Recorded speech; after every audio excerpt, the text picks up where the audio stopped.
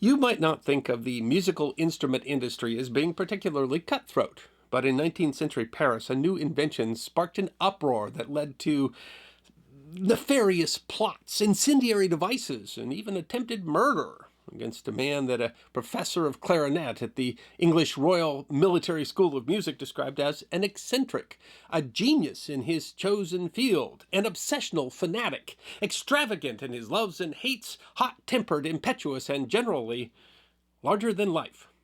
You might not recognize the name Adolphe Sax, but you almost certainly recognize his most famous invention.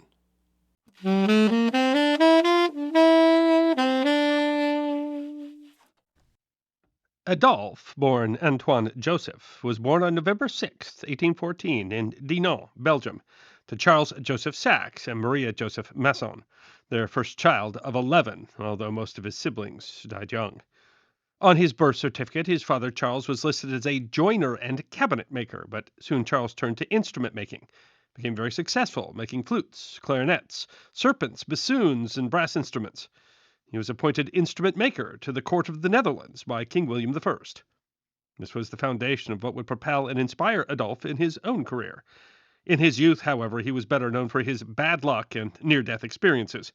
When he was a toddler, he fell down 3 flights of stairs and cracked his head on a stone floor, and at 3 he mistakenly drank a glass of sulfuric acid. Several other times he was saved after drinking something poisonous, including arsenic as well as a pin. Once a gunpowder explosion burned him and sent him flying, and he was burned again when a frying pan was knocked over. A heavy roof stone left him with a permanent scar on his head. He was dragged out of a river only after nearly drowning. His mother is said to have declared, "The child is doomed to suffer. He won't live." His neighbors were known to call him Young Sax, the Ghost. Despite his propensity for injury, he was also proving to be a talented instrument maker. Before he was a teenager, he could drill the pieces of a clarinet and construct other pieces of instruments with impeccable accuracy. At 14, he became a music student at Royal School of Singing, which also taught instruments. He learned to play the flute and later the clarinet. He was a talented clarinetist, but he was already entranced by instrument construction. He exhibited his first instruments at the Brussels Industrial Exhibition in 1830, 2 flutes and a clarinet made of ivory. In 1835, he displayed a 24-keyed clarinet that he had made himself, and he received an honorable mention from the exhibition for it. Among his most impressive early inventions was the completion of a bass clarinet, pitched an octave below the ordinary clarinet. Several attempts have been made to successfully build such an instrument, but Sax's successful version appeared in 1838. The 22-keyed instrument was, according to composer and conductor Hector Berlioz, perfect intonation and great intensity of tone. In 1839, François Abenek, a famous conductor, heard Sax play the bass clarinet and declared that, compared with this instrument, the old clarinet is a monstrosity. He played in numerous musical societies, including Le Grand Harmonie Royale, where the society began talking about adopting the Sax clarinet. The bass clarinet player, Mr. Bachmann, refused, saying if they adopted the new instrument, he would resign. Sax challenged Bachmann to a duel, a musical one, and ultimately proved his own clarinet the better, and was appointed the new bass clarinetist for the society. Another rival, Isaac de Costa, invented a bass clarinet in Paris in 1832, which prompted Sax to travel from Brussels, a comparative backwater in the musical scene, to Paris in 1839. There he examined the rival clarinet and performed a solo with his own for de Costa. De Costa's wife looked at her husband and said, "When Monsieur Sax plays, your instrument sounds like a kazoo." In 1841, Sax again exhibited instruments at the Brussels exhibition, and he was recommended for the Premier Gold Medal, but was denied it on the grounds that he was too young, and they would have nothing better to offer him in the future. "If I am too young for the gold medal," Sax huffed, "I'm too old for the silver." He had opportunity as well. A revolution was then occurring in military bands, with Prussian military music at its forefront. Lieutenant General Comte de Rumigny, a French hero of the Napoleonic Wars, was a musician himself, and he went to Sax personally to find someone who could raise French military music. On June 12, 1842, Sax arrived in Paris, and Beloit published an article announcing his arrival. Sax did not invent the valve, today a common element in many brass instruments like the trumpet and the tuba, but he did become an expert at their construction. Among the first instruments to be fitted with valves was the bugle, and Sax was inspired by the concept to make his own family of instruments. What set his horns apart was his excellent workmanship and a wide-coned, deep-cuffed mouthpiece, which produced a different sound.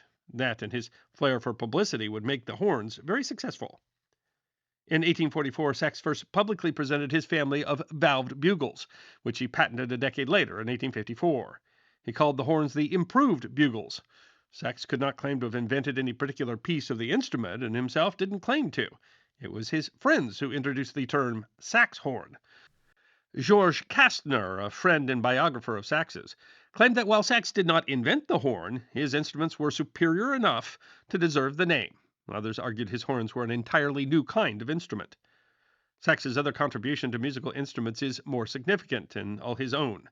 The saxophone, though considered a woodwind instrument, is made of brass, with a shortening hole system for fingering notes and the use of a reed similar to a clarinet. Exactly how and when Sax invented the instrument is a matter of conjecture. He left no detailed account.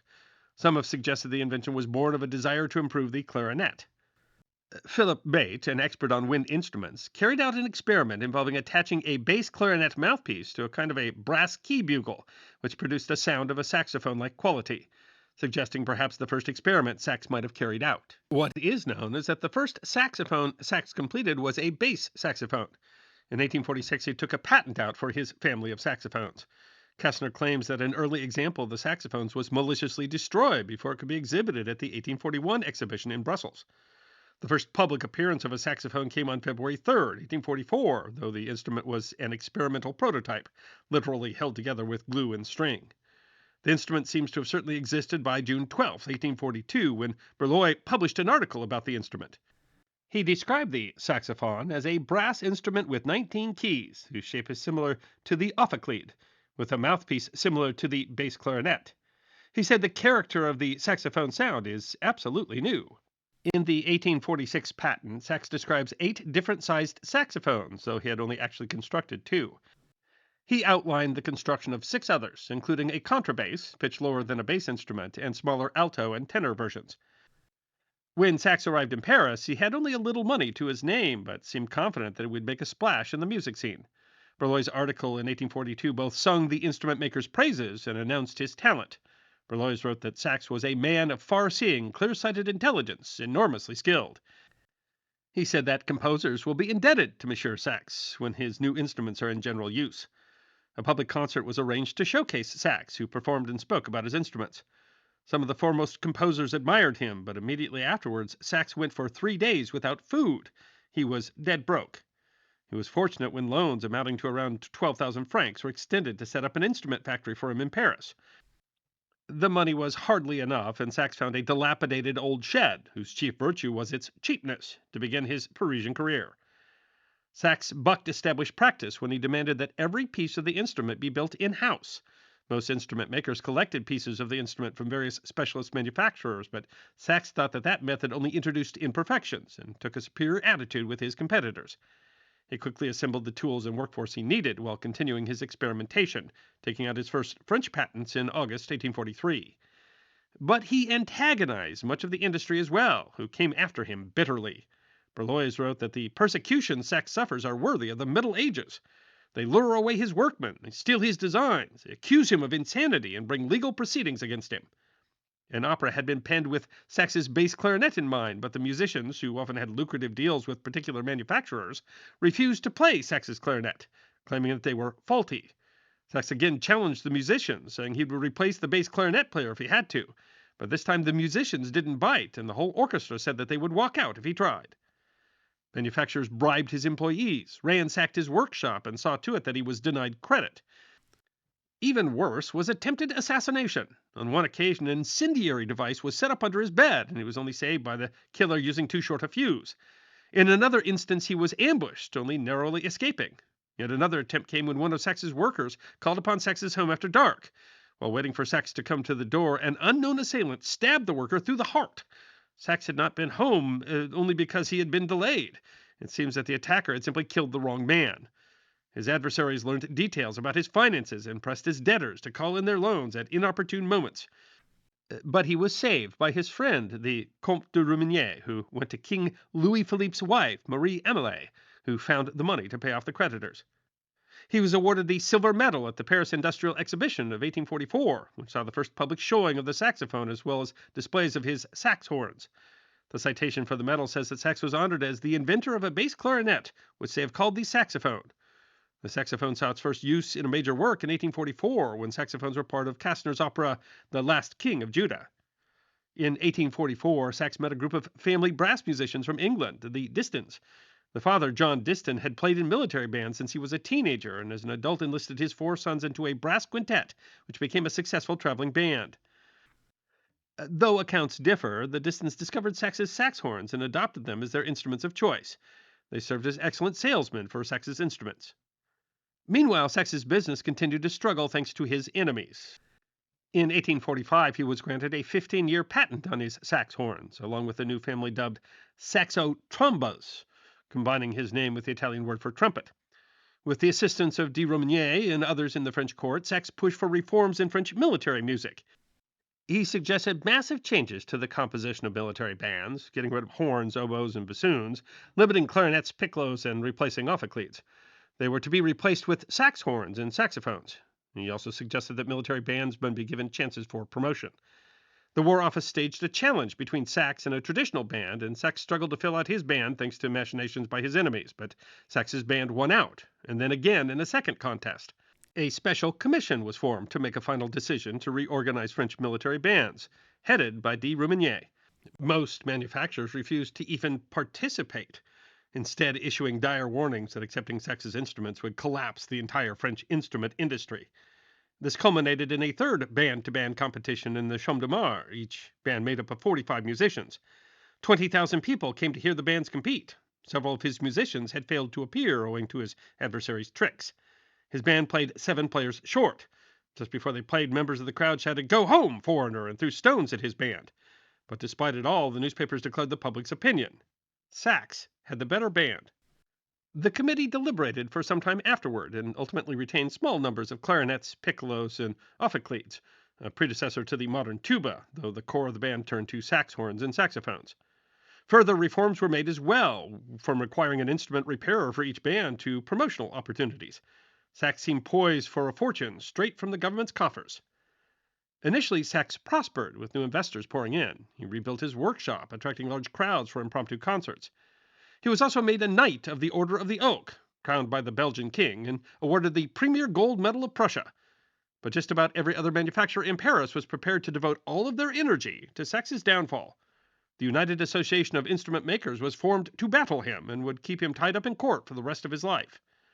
The largest legal battle that ensued focused on the 1845 patent for the sax horn, which Sax had originally called improved bugles, and were not a wholly new invention. The association called them flugelhorns in different keys, which a columnist had illegally called saxhorns in order to give them a special privilege.